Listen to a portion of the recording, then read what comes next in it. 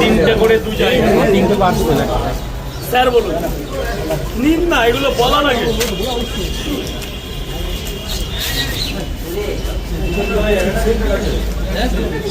তিনটে পরোটা পার্সেল,